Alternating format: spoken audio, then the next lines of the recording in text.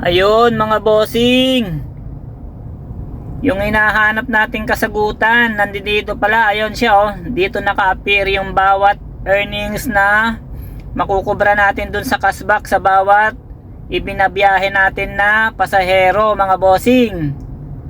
Alright, One eternity later. update lang tayo mga bossing sa ating turbo na incentives. Kapag nag-off tayo mga bossing, babalik ulit yung oras na 30 minutes kapag nag-online ulit tayo mga bossing. Ayun, bali magka-countdown ulit siya. After 30 minutes, saka ulit tayo makakakuha ng 4% bonus cashback mula sa pa-incentive ni Grab sa kanyang turbo incentive. Simula kaninang paglabas ko mga bossing ng 5 AM, nakaka 46 pesos pa lang ako mga bossing sa loob ng 6 hours and 15 minutes. So, anong masasay nyo mga bossing sa bagong features ng turbo na pa-incentive ni Papa G? Okay ba mga boss o hindi?